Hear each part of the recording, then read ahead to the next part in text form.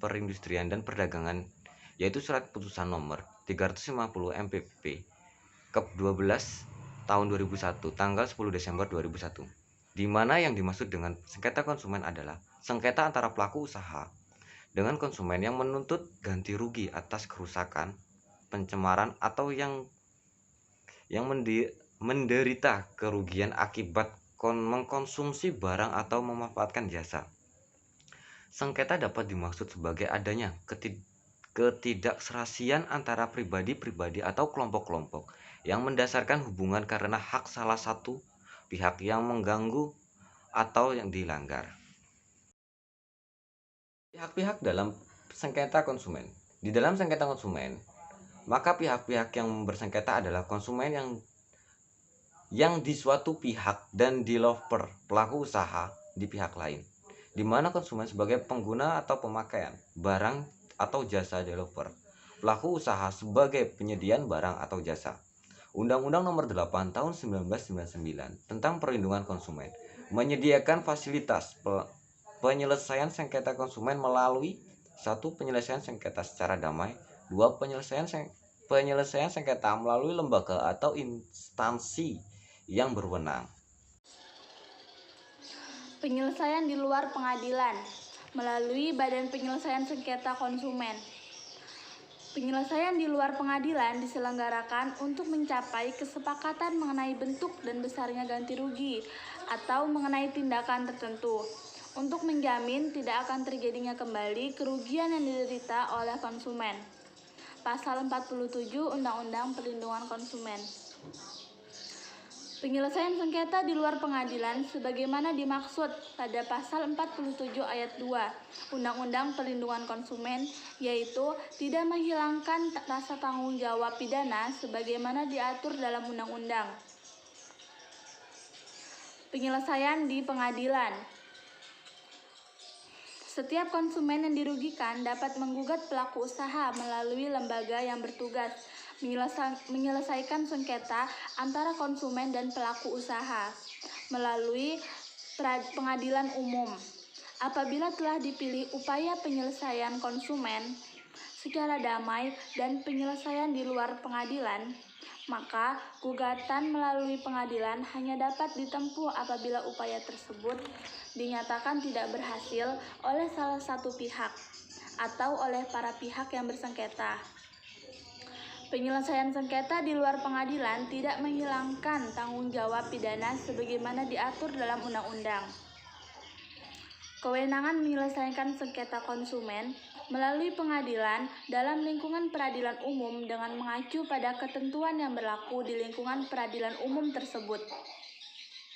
Hal ini berarti tata cara pengajuan gugatan dalam masalah perlindungan konsumen mengacu pada hukum acara perdata yang berlaku. Pihak-pihak yang dapat mengajukan gugatan atau pelanggaran pelaku usaha terdapat dalam pasal 46 ayat 1 Undang-Undang Nomor 8 Tahun 1999 tentang Perlindungan Konsumen meliputi 1. Seorang konsumen yang dirugikan atau ahli waris yang bersangkutan. 2.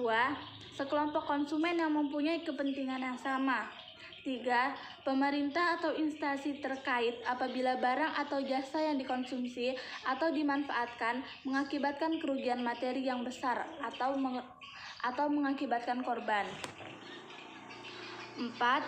Lembaga perlindungan konsumen swadaya dalam anggaran besarnya menyebutkan berbentuk badan hukum atau yayasan yang dalam anggaran dasarnya menyebutkan dengan tegas bahwa tujuan didirikannya organisasi tersebut adalah untuk kepentingan perlindungan konsumen dan telah melaksanakan kegiatan sesuai dengan anggaran dasarnya. Badan Penyelesaian Sengketa Konsumen atau BPSK. BPSK adalah salah satu lembaga peradilan konsumen berkedudukan pada tiap daerah tingkat 2 kabupaten dan kota di seluruh Indonesia, sebagaimana diatur dalam Undang-Undang Nomor 8 Tahun 1999 tentang Perlindungan Konsumen. yang bertugas utama menyelesaikan sengketa konsumen di luar lembaga pengadilan umum. BPSK beranggotakan unsur perwakilan aparatur pemerintah, konsumen, dan pelaku usaha atau produsen yang diangkat atau diberhentikan oleh menteri dalam menangani dan mengatur permasalahan konsumen. Keputusan BPSK bersifat mengikat dan penyelesaian akhir bagi para pihak. Yang selanjutnya yaitu tugas BPSK. Ada beberapa cara melalui mediasi atau arbitrase atau konsiliasi, yaitu tugas BPSK yang pertama, memberikan konsultasi perlindungan konsumen. Yang kedua, melakukan pengawasan terhadap pencantuman klausa baku. Yang ketiga, melaporkan kepada penyidik umum apabila terjadi pelanggaran ketentuan dalam Undang-Undang Nomor 8 Tahun 1999 tentang Perlindungan Konsumen. Yang keempat, menerima pengaduan baik tertulis maupun tidak tertulis dari konsumen tentang terjadinya pelanggaran terhadap perlindungan konsumen. Yang kelima, melakukan penelitian dan pemeriksaan sengketa perlindungan konsumen. Yang keenam, memanggil dan menghadirkan saksi, saksi ahli, dan atau setiap orang yang dianggap mengetahui pelanggaran terhadap Undang-Undang Nomor 8 Tahun 1999 tentang Perlindungan Konsumen. Yang ketujuh, meminta bantuan penyidik untuk menghadirkan pelaku usaha, saksi, saksi ahli, atau setiap orang yang tidak bersedia memenuhi panggilan BPSK. Yang kedelapan, mendapat, meneliti, atau menilai surat, dokumen, atau alat bukti lain guna penyelidikan dan pemeriksaan. Yang kesembilan, memutuskan dan menetapkan ada atau tidaknya adanya kerugian di pihak konsumen. Yang kesepuluh, memberitahukan putusan kepada pelaku usaha yang melakukan pelanggaran terhadap perlindungan konsumen. Yang terakhir yaitu menjatuhkan sanksi administratif kepada pelaku usaha yang melanggar ketentuan undang-undang tersebut. Yang selanjutnya yaitu kewenangan untuk menangani dan menyelesaikan sengketa konsumen.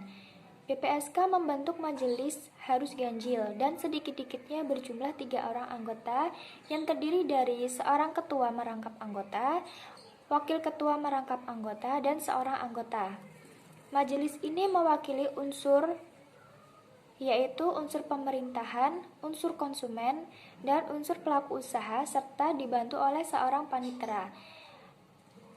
Dan putusan majelis ini bersifat final dan mengikat.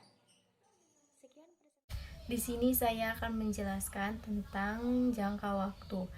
BPSK wajib mengeluarkan putusan paling lambat dalam waktu 21 hari kerja setelah gugatan diterima, serta dalam waktu paling lambat 7 hari kerja sejak menerima putusan. Para pihak dapat mengajukan keberatan kepada pengadilan negeri paling lambat 14 hari kerja sejak menerima pemberitahuan putusan kepada pelaku usaha. Yang tidak mengajukan keberatan dalam jangka waktu paling lambat 14 hari kerja sejak menerima pemberitahuan putusan dianggap menerima putusan BPSK, dan apabila setelah batas waktu ternyata putusan BPSK tidak dijalankan oleh pelaku usaha, BPSK dapat menyerahkan putusan tersebut kepada pihak penyidik dengan penggunaan putusan majelis BPSK sebagai bukti permulaan yang cukup bagi penyidik untuk melakukan penyidikan dengan penggunaan putusan majelis. BPSK dapat dimintakan penetapan eksekusinya kepada pengadilan negeri di tempat konsumen yang dirugikan. Bantahan atas putusan pengadilan negeri wajib mengeluarkan putusan atas keberatan pelaku usaha dalam waktu paling lambat 21 hari sejak diterimanya keberatan dari pelaku usaha. Dan terhadap putusan pengadilan negeri, para pihak dalam waktu paling lambat 14 hari dapat mengajukan kasasi ke Mahkamah Agung Republik Indonesia. Kemudian Mahkamah Agung Republik Indonesia wajib mengeluarkan putusan dalam waktu paling lambat 30 hari sejak menerima permohonan kasasi. Selanjutnya yaitu jenis-jenis sengketa di BPSK. 1. Sengketa barang. Beberapa kasus yang termasuk dalam sengketa barang antara lain makanan dan minuman, berlangganan surat kabar, elektronik, serta perhiasan. Yang kedua, sengketa jasa. Kategori sengketa jasa meliputi pemanfaatan jasa antara lain asuransi, pembelian rumah, perbankan, kredit, kendaraan, telekomunikasi, listrik, air, dan PDAM. Tidak ketinggalan, pelayanan kartu kredit, transportasi umum, serta parkir juga tergolong dalam perselisihan jasa. Cara pengajuan gugatan. Sejalan dengan pasal 23 Undang-Undang Perlindungan Konsumen, Peraturan Mahkamah Agung Nomor 1 Tahun 2006 tentang tata cara pengajuan keberatan terhadap putusan Badan Penyelesaian Sengketa Konsumen, Perma Nomor 1 2006, juga mengatur bahwa keberatan terhadap putusan BPSK dapat diajukan oleh pelaku usaha dan atau konsumen kepada pengadilan negeri di tempat kedudukan hukum konsumen. Seperti halnya jika pengajuan gugatan atau permohonan persidangan pada lembaga pengadilan negeri, pengajuan gugatan penyelesaian sengketa di Badan Penyelesaian Sengketa Konsumen pun memiliki sejumlah persyaratan yang harus dipenuhi. Adapun persyaratan antara lain: 1. Mengajukan permohonan sengketa di antar BPSK setempat. Permohonan ini bisa dituliskan atau disampaikan secara langsung. Jika kasus disampaikan langsung, petugas BPSK akan melakukan pencatatan pada formulir khusus yang telah dipenuhi dengan cap. 2. Melampirkan berkas-berkas berupa dokumen yang dibutuhkan sebagai persyaratan administrasi, berikut sejumlah uang dan pembayaran biaya yang dibutuhkan. Sesampainya di kantor Badan Penyelesaian Sengketa Konsumen BPSK setempat, konsumen kemudian mengisi formulir pengaduan yang berisikan informasi seperti nama, alamat penggugat, pihak yang digugat, keterangan lengkap mengenai waktu atau tempat kejadian sengketa atau permasalahan oleh kedua pihak, juga informasi lengkap mengenai kronologi kejadian. 4. Selanjutnya Anda akan menyerahkan kembali formulir pengaduan tersebut bukti-bukti yang dibutuhkan. Pihak BPSK akan meneliti semua bukti dan nilai apakah sengketa yang diajukan masih menjadi wewenang lembaga tersebut. 5. Adapun keputusan yang diambil oleh majelis BPSK bersifat final dan mengikat sesuai dengan metode penyelesaian yang dipilih oleh konsumen, apakah medis, konsilisasi, atau arbitrase. Artinya setiap pihak yang terlibat dalam persidangan atau kasus sengketa yang diajukan berhak untuk melaksanakan keputusan tanpa kecuali. 6. Peran Badan Penyelesaian Sengketa Konsumen BPSK dalam penyelesaian segala persoalan sengketa antara konsumen dan pelaku usaha belum dikenal secara menyeluruh oleh lapisan masyarakat, sehingga diharapkan adanya sosialisasi selanjutnya terkait peran dan tugas BPSK dalam penyelesaian permasalahan tersebut sesuai dengan Peraturan Perundang-undangan Perlindungan Konsumen. Materi selanjutnya yaitu saya akan melanjutkan materi penyidikan dan sanksi terhadap pelaku usaha dalam perkara tindak pidana di bidang perlindungan konsumen. Jadi di hukum perlindungan konsumen ini mendapat banyak perhatian karena menyangkut aturan guna untuk mensejahterakan masyarakat.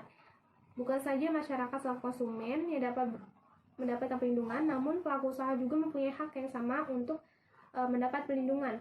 Masing-masing ada hak dan kewajiban. Pemerintah berperan mengatur, mengawasi, serta mengontrol sehingga tercipta sistem yang kondusif, saling berkaitan satu dengan yang lain. Dengan demikian, tujuan mensejahterakan masyarakat secara luas dapat tercapai. Materi selanjutnya, yaitu saya akan melanjutkan materi tentang penyidik dan sanksi. Jadi terdapat di pasal bab ke-13 penyidikan, pasal 59, dan pada pasal 13 yaitu tentang sanksi.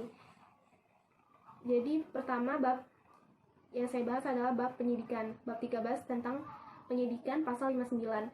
Pertama, selain pejabat polisi negara Republik Indonesia, pejabat pegawai negeri sipil tertentu di lingkungan instansi pemerintah yang lingkup tugas dan tanggung jawabnya di bidang perlindungan konsumen juga diberi wewenang khusus. Jadi sebagai penyidik sebagaimana dimaksud dalam Undang-Undang Hukum Acara Pidana yang berlaku. Kedua, penyidik pejabat pegawai negeri sipil sebagaimana dimaksud pada ayat 1 berwenang. Ketiga, penyidik pejabat pegawai negeri sipil sebagaimana dimaksud pada ayat 1 memberitahukan dimulainya penyidikan dan hasil penyidikan kepada penyidik pejabat polisi negara Republik Indonesia. Keempat, penyidik pejabat pegawai negeri sipil sebagaimana dimaksud pada pasal 1 pada ayat 1 menyampaikan hasil penyidikan kepada penuntut umum melalui penyidikan pejabat polisi negara Republik Indonesia. Lanjut ke bab ke-13 tentang sanksi. Bagian pertama, sanksi administratif. Pasal 60 ayat 1, Badan Penyelesaian Sengketa Konsumen berwenang menjatuhkan sanksi administratif terhadap pelaku usaha yang melanggar pasal 19 ayat 2 dan pasal ayat 3. Pasal 19 ayat 3. Pasal 20, pasal 25 dan pasal 26. Lanjut kedua, sanksi administratif berupa penetapan ganti rugi paling banyak 200 juta rupiah. Ketiga, tata cara penetapan sanksi administratif sebagaimana dimaksud pada ayat 1 diatur lebih lanjut dalam peraturan perundang-undangan. Lanjut ke bagian kedua, sanksi pidana. Itu terdapat di pasal 61, 26 dan 63. Pasal 61, penuntutan pidana dapat dilakukan terhadap pelaku usaha dan atau pengurusannya. Pasal 26 ayat 1, pelaku usaha yang melanggar ketentuan sebagaimana dimaksud dalam pasal 8, pasal 9, pasal 10, pasal 13 ayat 2, pasal 15, pasal 17, pasal 1 huruf A, huruf B, huruf C, huruf E, dan ayat 2 pasal 18 dipidana dengan pidana penjara paling lama 5 tahun atau pidana denda paling banyak 2 miliar rupiah. Kedua, pelaku usaha yang melanggar ketentuan sebagaimana dimaksud pada pasal 11, pasal 12, pasal 13 ayat 1, pasal 14, pasal 16, dan pasal 17 ayat 1, huruf D dan huruf F dipidana dengan pidana penjara paling lama 2 tahun atau pidana denda paling banyak 500 juta rupiah. Ketiga, terdapat pelanggaran yang mengakibatkan luka berat, sanksi berat, cacat, tetap, atau kematian diberlakukan ketentuan pidana yang berlaku. Pasal terakhir, pasal 63, terhadap sanksi pidana sebagaimana dimaksud dalam pasal 64 dapat dijatuhkan hukuman tambahan berupa perampasan barang, terus pengumuman keputusan hakim, pembayaran ganti rugi, perintah penghentian kegiatan yang menyebabkan timbulnya kerugian konsumsi, kewajiban penarikan barang dari peredaran, atau pencabutan izin usaha. Perlindungan konsumen, prinsip pelaksanaan strict liability. Prinsip tanggung jawab mutlak atau strict liability merupakan prinsip yang tidak didasarkan pada aspek kesalahan dan hubungan kontrak, melainkan didasarkan pada cacatnya produk dan risiko atau kerugian diterima konsumen. Badan Perlindungan Konsumen Nasional atau BPKN mendorong agar revisi UU Nomor 8 Tahun 1999 tentang perlindungan konsumen UUPK mengadopsi prinsip tanggung jawab mutlak atau strict liability. Prinsip strict liability diyakini akan lebih melindungi konsumen dari kerugian yang diakibatkan suatu produk. Koordinator Komisi Penelitian dan Pengembangan BPKN Ana Maria Tri Anggraini mengatakan bahwa kajian BPKN menyimpulkan revisi UUPK harus segera mengintrodusir prinsip strict liability sebagai salah satu komitmen. Pemerintah mendukung. Dengan adanya prinsip strict liability, Pelaku usaha harus bertanggung jawab atas kerugian konsumen tanpa harus membuktikan ada tidaknya kesalahan pada dirinya. Terry menambahkan, dengan kata lain prinsip strict liability merupakan tanggung jawab yang tidak didasarkan pada aspek kesalahan atau foul dan hubungan kontrak, melainkan didasarkan pada cacatnya produk atau objective liability dan risiko atau kerugian yang diderita konsumen atau risk-based liability. Sehingga draft RUPK setidak-tidaknya mencantumkan klausul yang berbunyi pelaku usaha bertanggung jawab langsung terhadap produk yang dipasarkan. Setiap barang yang dikeluarkan, kalau sampai ada atau menimbulkan kerugian, pelaku usaha yang tanggung jawab. Itu prinsip strict liability. Mekanismenya nanti perlu diatur lebih lanjut.